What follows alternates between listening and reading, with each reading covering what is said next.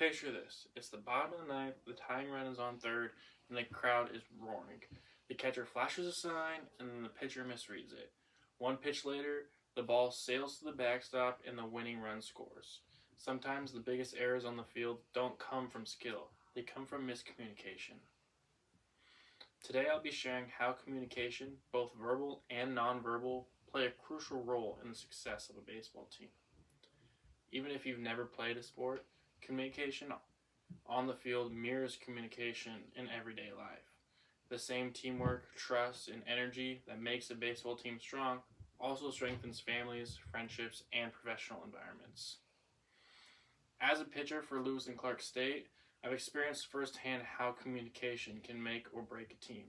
From the dugout to the field, how we talk, listen, and encourage each other directly affects our chemistry and performance. Alongside with my own experiences, I've also researched how communication drives teamwork and motivation in competitive sports. Today I'll cover 3 key points. 1. The different forms of communication that happen on the field. 2. Why effective communication builds teamwork, motivation, and success. And 3. How players and coaches can develop stronger communication habits. So let's start by looking at the forms of communication that happen during a game. Communication takes many forms on the field. In baseball, it isn't just verbal.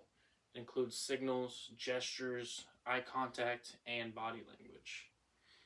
For example, pitchers and catchers' signs, a coach's signs, or even a player's body motion can all be forms of communication.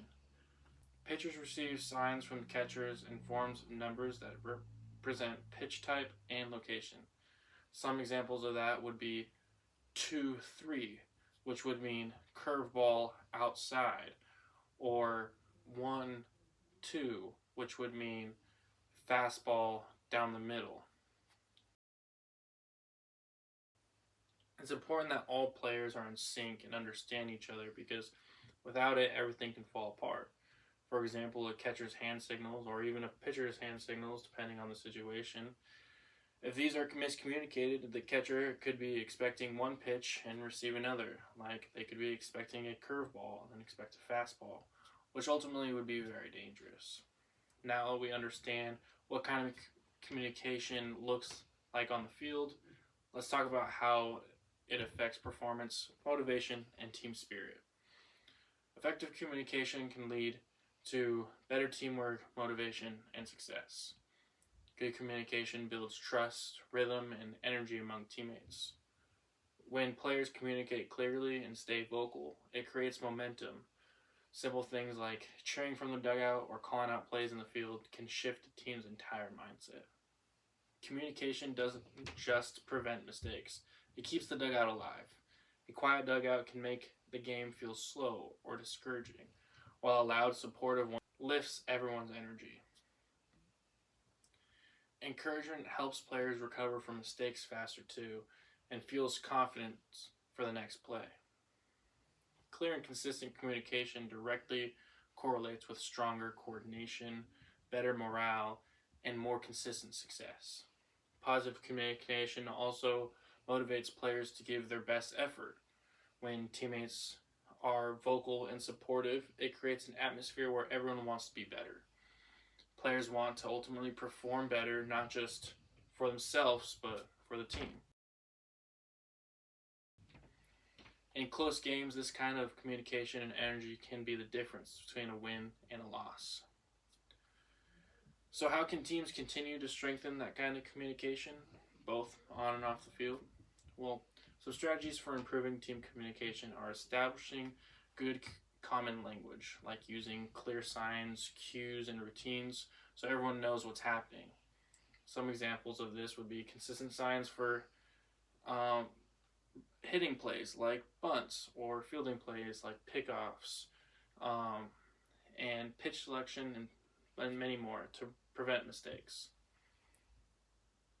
The second strategy for improving team communication is practicing active listening. Players who listen closely to feedback and instructions perform better and build stronger team chemistry, not just hearing what your coaches have to say, but actually buying into the program and practice effective listening. Buying into the program makes for stronger connections and higher motivation levels. The third strategy for improving team communication is to encourage open dialogue. This is where we have space for honest post-game discussions to learn from our mistakes.